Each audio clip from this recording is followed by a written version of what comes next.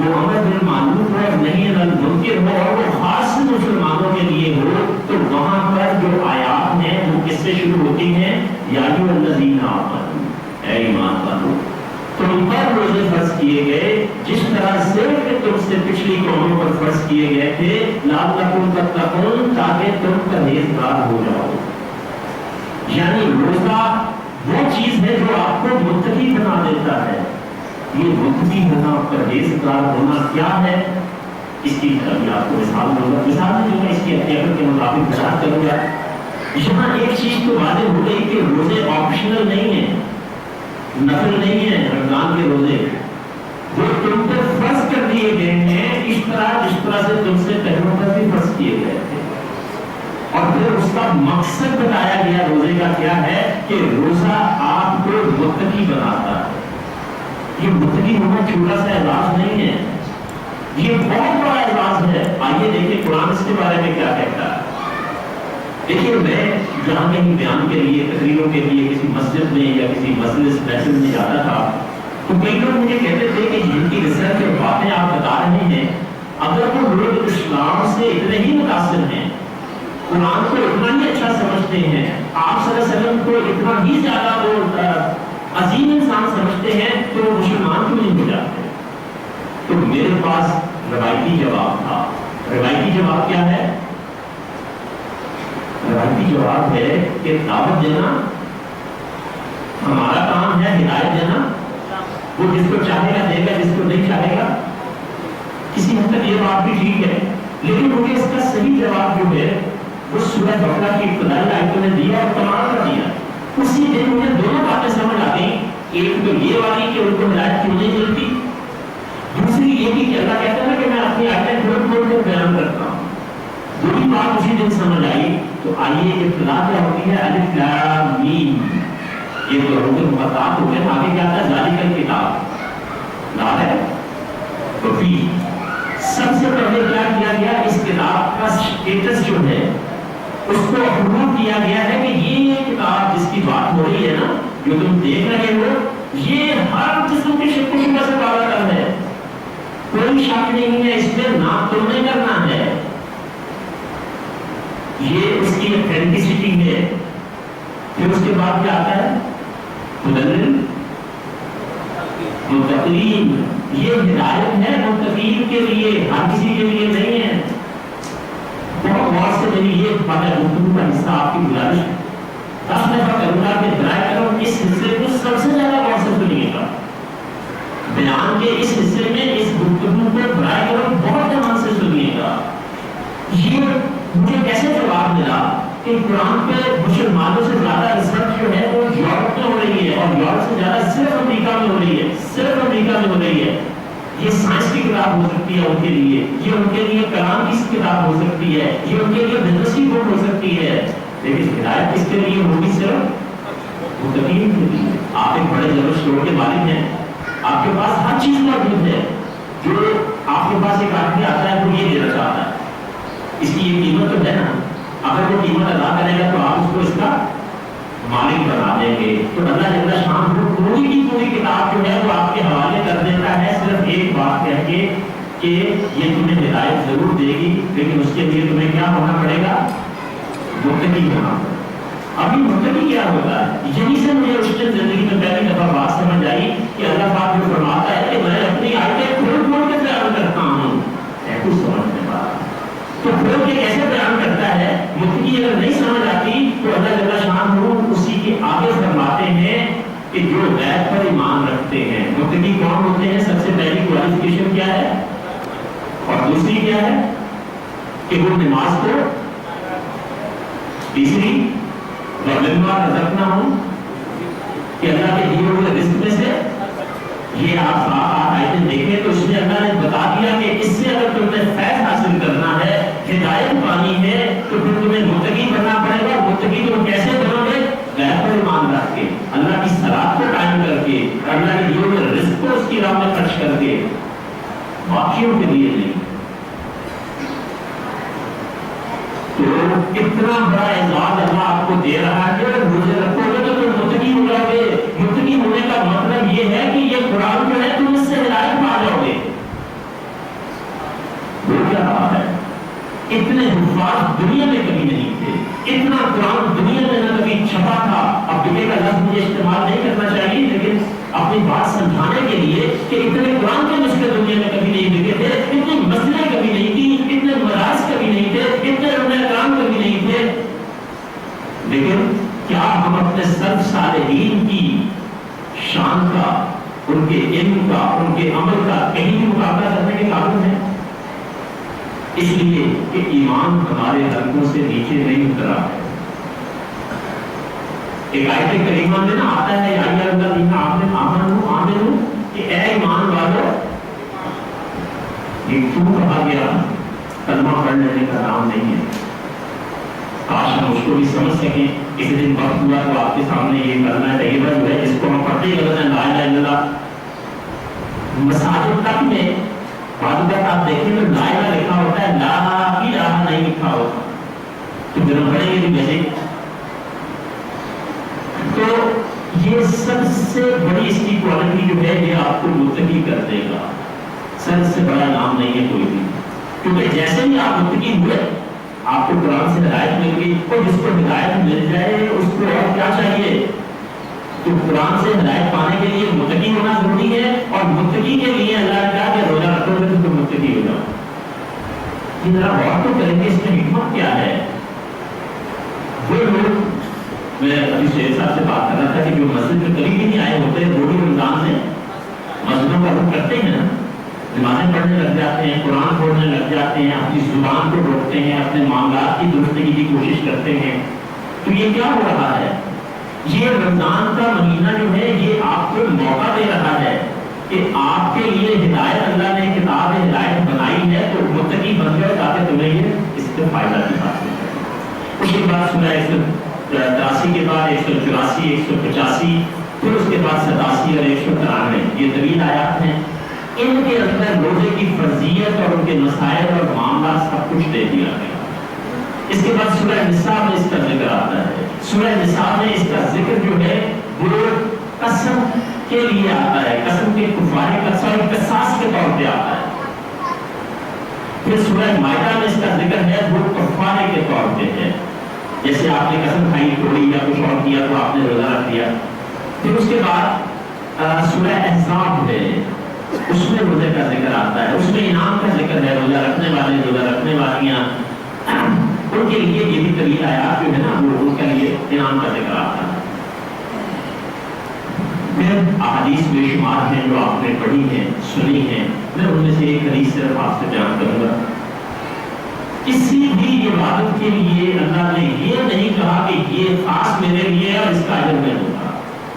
بہت ساری حدیث آپ کو شادی میں پڑھائی، لیکن آج کے بیان میں صرف ایک عرض کروں گا کہ کسی بھی عبادت کے بارے میں اللہ جل شانہ نے یہ نہیں کہا کہ یہ، جبکہ ہوتی عبادت اللہ ہی کے لیے ہے، لیکن اللہ نے یہ نہیں کہا. خاص روزے کو کہا کہ روزہ میرے لیے ہے اور شاباش میں بھی اس کی جزا دوں گا. اور جو عربی زبان کے اساتذہ ہیں، عربی زبان کے، وہ کہتے ہیں یہ روزی جو ہے یہ دو صفت میں آتا ہے. اس کے ایک معنی ہوتے ہیں میں خود جزا دوں گا، اور اس کے ایک مطلب ہوتا ہے کہ میں اس کی جزا آپ ہوں. اس کا مطلب پتہ کیا ہے؟ کہ جس نے روزہ رکھ لیا اس نے اللہ کو پا لیا، اس کو اللہ کہتا ہے میں خود لے جاؤں گا. تو اس صورتحال میں دیکھیے کہ روزہ رکھ لیا اور یہ انعامات کی بات میں نے آپ سے کر لی. روزہ عبادات کا بننا، یہ میں اپنے بیان کے تیسرے حصے کی طرف آنے لگا ہوں. عبادات کا مہینہ ہے. ہر ایک آدمی اتنے قرآن ختم کیے ہیں، اتنے نفل پڑھے ہیں اور نماز بڑی باقاعدگی سے پنجگانہ ادا کی ہے. اور جیسے ہی رمضان ختم ہوتا ہے مسجد میں، کیونکہ اس کے بعد نماز فرض نہیں رہتی. ایسے یہ ہمارے اپنے بنائے ہوئے ہے، اس کا فرض ختم نہیں ہوتا، لیکن ہم ایک خاص قسم کی ذہنی کیفیت سے باہر آ جاتے ہیں کیونکہ ہم نے عبادت کے معنی جو ہیں وہ خود سے بنائے ہوئے ہیں. تو میں بڑا ہی خاص حصہ جو آج کا ہے میں اس کی طرف آنا چاہتا ہوں، کیونکہ تھوڑے وقت میں زیادہ ساری باتیں کرنے کی میری عادت اس لیے ہوئی ہے کہ میں جہاں کہیں جاتا ہوں پتہ نہیں ہوتا کہ پھر کبھی ملنا نصیب ہوگا کہ نہیں، تو کوشش ہوتی ہے کہ میں بہت ساری باتیں کروں.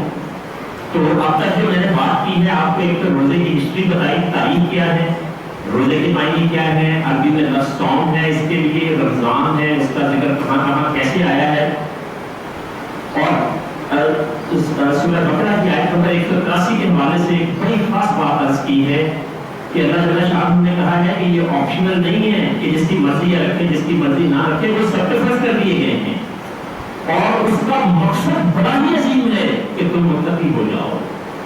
تو متقی ہونے سے آپ کو وہ سب کچھ مل جاتا ہے جو آپ چاہتے ہیں. تو ہم روزے میں کیا کرتے ہیں؟ عبادات اس مہینے میں غور کرتے ہیں.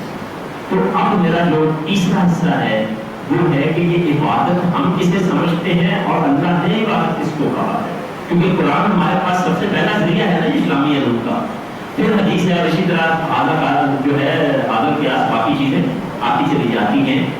سورہ ذاریات میں اگر آپ دیکھیں تو کیا آتا ہے؟ وما خلقت الجن والانس الا، میں نے جنوں اور انسانوں کو کس کے لیے پیدا کیا؟ صرف اپنی عبادت کے لیے. اور عبادت کیا ہے؟ صبح اٹھے فجر کی نماز پڑھے، پھر ظہر کی پڑھے، اور آپ قرآن پڑھے، ذکر کرے، اور باقی جو جی چاہے وہ کرے. لفظ عبادت جو ہے، اب جتنا ٹائم باقی ہے میں کوشش کروں گا اسی ایک لفظ کو بیان کروں. لفظ عبادت جو ہے عربی زبان کی خوبصورتیوں میں سے ایک بڑی کمال کی خوبصورتی جو ہے نا، یہ سوال میرے اندر بھی تھا کہ یار دنیا میں 3000 زندہ زبانیں تھیں، اللہ تعالیٰ شان نے صرف عربی کا انتخاب کیوں کیا کہ اس میں قرآن اتارا؟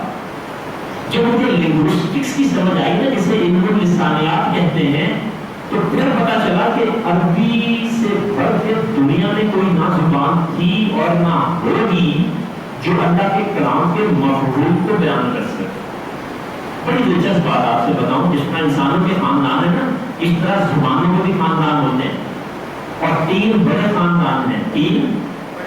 ان 3 بڑے خاندانوں میں عربی جس خاندان سے تعلق رکھتی وہ تو مشکل تو نہیں ہے. میں راستے میں سوچتا آ رہا تھا کہ پنجابی اگر آپ کہیں گے تو پنجابی میری ٹھیک ہے، بنیادی طور پہ پنجابی ہوں، اگر آپ کہیں تو میں پنجابی میں بھی اچھا بول دیتا ہوں. جی چلو اس سے تسلسل بنا رہے گا. عربی جس خاندان سے تعلق رکھتی ہے اسے کہتے ہیں سومیٹک فیملی، سامی خاندان. سامی خاندان سب سے چھوٹا ہے لیکن سب سے مضبوط ہے. اس میں صرف 7 زبانیں ہیں، 7 میں سے 5 مطلوب ہیں. مطلوب کا مطلب کیا ہوتا ہے کہ چند ہزار ہیں بولنے والے. 2 زبانیں زندہ ہیں، ایک عبرانی ہے جو یہودیوں کی ہے، اس کے بولنے والے بھی 1 کروڑ سے کم ہے. اور ان 7 میں سے عربی واحد زندہ زبان ہے جو پوری دنیا میں پڑھی جاتی ہے.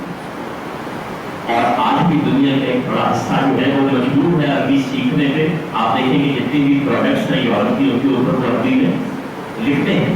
انٹرنیشنل لینگویجز میں اس کا باقاعدہ ذکر آتا ہے، آپ کی اردو کا اس طرح سے نہیں آتا. تو اس میں روٹ سسٹم جو ہے جس کو مادہ کہتے ہیں، عربی میں ہر لفظ کا ایک مادہ ہوتا ہے، اور پورے قرآن میں کل 25,000 مادے ہیں. اس مادے کو اگر سمجھ لیا جائے تو وہ اشتراک بہترین انداز میں سمجھ آ جاتی ہے. جیسے میں نے آپ کو جب رمضان کا مطلب بتایا تھا تو رمضان کا مادہ ہے رامن را مین وار، اس کا مطلب ہوتا ہے جل جانا یا جلا دینا. تو اسی طرح عبادت جو ہے اس کا مادہ ہے آئین این، جس کو ہم پڑھتے ہیں این بے دال. عربی میں کہیں گے تو آئین با دال. آبادہ یہ فعالہ کے وزن پہ ہے. اگر آپ عربی قواعد میں جائیں تو عربی کی خاص طور میں اس وقت گرامر کی نہیں کر رہے ہیں. آبادہ کہتے ہیں عبد کو، بندے کو، غلام کو. عربی میں عبد کہتے ہیں بندے کو یا غلام کو. غلام اور بندہ تقریباً نامعینی ہے. یہ کیا ہوتا ہے؟ آج آپ دیکھیں، میں چونکہ یہ میرے لیے ایک اعزاز بھی ہے، چھوٹی بات نہیں ہے کہ میں ہر مشرق میں ممبر تک لوگ مجھے سن لیتے ہیں، ان کی مہربانی. کیونکہ میرے حلیے سے آپ کو کہیں آپ پکڑ نہیں سکتے کہ یہ کون ہے، ورنہ آپ کو حلیہ بتا دیتا ہے کہ یہ آدمی کس وہ کیوں بول رہے ہیں. اس مشین تو غلام ہے نعرہ لگاتے ہیں تو کیا جواب دیتے ہیں؟ غلام ہے غلامی ہے رسول پہ، اور کہنا ماننا قبول نہیں ہے، یہ کام کرتے۔ تو آپ غلام کے پہلے معنی سن لیں کیا ہوتا ہے۔ غلام جو ہوتا ہے اس میں 5 خاصیتیں ہو تو وہ غلام اور بندہ بنتا ہے، عبد بنتا ہے، ورنہ ایک بھی کام ہو جائے تو وہ نہیں ہوتا۔ سب سے پہلی یہ ہوتی ہے کہ جو عبد ہوتا ہے اس کی زندگی کا کوئی نصب العین نہیں ہوتا، کوئی مقصد نہیں ہوتا اس کی زندگی کا۔ تو پھر کیا ہوتا ہے؟ اس کی زندگی کا صرف ایک مقصد ہوتا ہے کہ اس کا آقا جو کہے، جب کہے، جیسے کہے، اس نے وہ کرنا ہے، اس میں اپنی مرضی۔ ڈاکٹر سعد صاحب ایک بڑی خوبصورت مثال دیا کرتے ہیں، یہ مجھے پتا ہے کہ یہاں پر سعد صاحب کا نام اتنا مشکل نہیں ہوگا تو اس لیے میں نے یہاں لے لیا، ورنہ جب مجھے پتا ہوگا کہ یہ مسجد کون سی ہے تو اس مسجد میں میں وہ نام وہاں پہ میں ویسے واقعہ بیان کر دیتا ہوں۔ وہ کہتے ہیں کہ میرے بارے میں مشکل کو ویسے MBBS ڈاکٹر تھے، پتا آپ کو وہ MBBS ڈاکٹر تھے، وہ کہتے ہیں کہ میں ایک نسخہ لکھتا ہوں اور ممکن نہیں ہے کہ اس سے آرام نہ آئے، دنیا میں مشہور ہے۔ اب ایک آدمی آتا ہے وہ نسخہ مجھ سے لے جاتا اور جب وہ دوائی لینے کے لیے کیمسٹ کے پاس پہنچتا ہے دوائی والی دکان پہ، تو دوائی والا کہتا ہے کہ یار یہ دوائی نہیں ہے، اس کی بجائے یہ لے لے کہ کوئی کام کرتی ہے، بلکہ یہ سستی بھی ہے۔ آپ نے وہ نسخہ لے لیا، دوائی لے لی، جب آپ اس کو استعمال کریں گے تو کیا وہ ڈاکٹر صاحب کا نسخہ ہوگا؟ وہ ڈاکٹر کا نسخہ نہیں رہا، اس میں آپ نے اپنی مرضی شامل کر لی ہے، آرام آئے گا یا نہیں آئے گا وہ تو بات کی بات ہے۔ اسی طرح اللہ نے جو نسخہ دیا ہے اس میں ہم نے کتنی ملاوٹ کر لی ہے، وہ فیصلہ آپ کو بڑی آسانی سے اگلے 2-4 منٹوں میں کر لیں گے، میری بات ختم ہوتا ہے۔ تو آپ میں غلام میں سب سے پہلی بات یہ ہوتی ہے کہ اس کی زندگی کا کوئی مقصد نہیں ہوتا سوائے اس کے جو اس کے آقا نے کہہ دیا ہے، جیسے کہہ دیا ہے وہ کرنا۔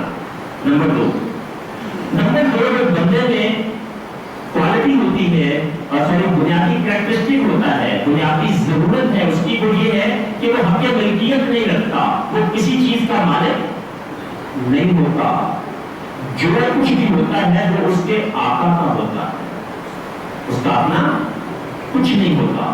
اب یہاں بھی دیکھیں کہ ہمیں جو کچھ ملا ہمیں تو میری میں نے آتی ہے تمہیں لگی ڈالنا، ایسی باتیں ہوتی ہیں۔ تیسری چیز یہ ہے کہ جو کچھ بھی ہے وہ اس پہ حق تصرف نہیں رکھتا، یعنی اس کو اپنی مرضی سے استعمال نہیں کرتا۔ یہ میرے پاس ہے، میرے آقا کا ہے، میرے پاس تو ہے لیکن یہ میری ملکیت نہیں ہے، اور اس کو میں اپنی مرضی سے بھی استعمال نہیں کرتا۔ میرے آقا نے جو کہا کہ اس کو کتنی دیر تم نے دیکھنا ہے یا چلانا ہے یا صرف سننے کے لیے دیا ہے یا صرف کرنے کے لیے دیا ہے، تو میں نے اتنا ہی کام کروں گا جو میں غلام ہوں، ورنہ نہیں ہوں۔ ذرا سی بھی تبدیلی کرتا ہوں تو میں غلام نہیں ہوں۔ چوتھی چیز کیا ہوتی ہے کہ وہ کچھ بھی ہو جائے حرف شکایت زبان پر نہیں لاتا۔ آج ہمیں ذرا سی بھی تکلیف پہنچتی ہے تو ہم کیا کچھ نہیں کہہ دیتے کہ اسی اللہ نے پتہ نہیں کی ماں مارے اس میں نہیں ہے کہ اسی ساری مصیبت ساڑھے واسطے ہیں۔ تو یہاں سے ذرا دیکھ لیجئے کہ پہلے مقصد جو بھی ہم پورا نہیں ہو رہے، دوسرے میں بھی نہیں ہو رہا، تیسرے میں بھی نہیں ہو رہا، چوتھے میں بھی نہیں ہو رہا، اور پانچواں کیا ہے کہ وہ کسی بھی پہنچنے والی تکلیف کو بڑی خوشی سے برداشت کرتا ہے۔ ہمیں زندگی بھر راحتیں ملتی رہے، ذرا سی تکلیف آئے تو ہمیں اللہ سے شکوے شروع ہو جاتے ہیں۔ تو یہاں پہ دیکھیے کہ ہم کس طرح سے عبادت کا حق ادا کریں۔ تو برائے کرم رمضان جو ہے اس میں قرآن پڑھیے، نمازیں پڑھیے، عبادت کا یہ 20% ہے، قرآن کے مطابق عبادت کا یہ 20% ہے۔ یہ میتھمیٹیکل بات آپ کو کرنے لگا ہوں کہ قرآن کی کل آیات جو ہیں اس میں 7% ایمانیات کے بارے میں ہے، 13% عبادات کے بارے میں ہے۔ عبادات یہ جو ہم جن کو عبادات کہتے ہیں، معروف طریقہ حج کرنا، زکات دینا، روزہ رکھنا، نمازیں پڑھنا، نوافل ادا کرنا۔ 80% جو ہے وہ معاملات میں، دنیا کے کسی مذہب میں معاملات نہیں ہے، صرف اسلام میں۔ سورہ نساء کا جب نزول ہوا تو اس سے پہلے میتھمیٹکس نے اتنی ترقی نہیں کی تھی جتنی سورہ نساء کے بعد کی ہے۔ کیونکہ اس میں کیا آیا؟ وراثت، اس میں تقسیم آئی، اس میں بڑے آئے، اس میں اور چیزیں آئیں. تو پھر غلام کیا ہوا؟ ایک تو اپنا آقا کا فرما بردار ہوا، جیسے اس نے کہا ہے ویسے ہی کرنا، اور حرف شکایت زبان پر نہ لانا. تو اس کی روشنی میں اس چیزوں کو دیکھیے، اور عبادت جو ہے برائے کرم جو رمضان کی عبادتیں ہیں اس میں یہ بھی شامل کریں کہ میں نے اس ماہ میں کون سی بری عادتوں کو چھوڑنا ہے، کہ لوگوں کا میں نے کیا کیا حق دینا ہے وہ ادا کرنا ہے. اپنے سے قانون بنانے سے ڈرے. ہم کہتے ہیں کہ جناب حقوق اللہ اور حقوق العباد دونوں بڑے اہم ہیں، لیکن حقوق اللہ کو اللہ کیا کرے گا؟ معاف کر دے گا. ان کا بہت خیال رکھو. اس کا مطلب یہ ہے کہ ہم نے خود ہی اپنے آپ کو 50% کی گریس دینی ہے. 50 نمبر 100 میں سے ہم نے خود کو پہلے دے دیے ہیں. جب اذان ہوتی ہے تو کیا کہا جاتا ہے؟ حی علی الصلاۃ پہلے آتا ہے، حی علی الفلاح بعد میں آتا ہے. ٹائم ہو گیا.